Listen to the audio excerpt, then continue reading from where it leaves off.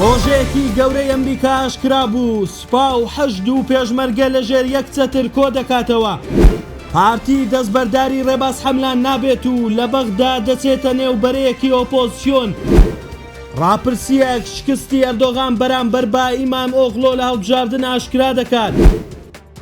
بەپێی پرۆژەیەکی ئەمریکی ئەنجومەنی ئاسایشی نیشتیمانی لە عێراق پێک دەهێنرێت بۆ خستنی هەموو هێزامنی و هەواڵگریەکان، لەوانە سوپا، پێشمەرگە و هەشدی شەعبی و دەستگا هەواڵگریەکان. ئەم دامەزراوەیە بە سەرۆکایەتی فەرماندەی سەربازی عێراقی و نزیک لە ئەمریکا جەبار نەعێمە ئەلتایی دەبێت کە هاوپۆلی عەبدولفەتاح سیسی سەرۆکی میسر بووە و لە ئەمریکا خوێندوویەتی.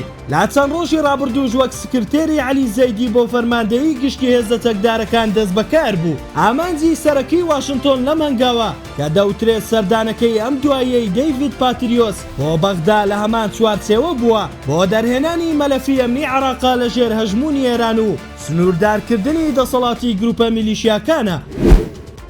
پارتی پێداگرا لەسەر کاندیدکردنی ڕێباز حەملان بۆ وەزارەتی یاوەدانکردنەوەی عێراق. لا نوێترین هەڵوێستدا پارتی لەگەڵ نووری مالیکی و هاوپەیمانی عەزم بڕیاریان داوە لە دادگای فیدراڵی سکاڵا دژی سەرۆکی پەرلەمان تۆمار بکەن. لە ناوخۆی حیزبەکەشدا شەپۆلێکی ناڕزایی دروست بووە.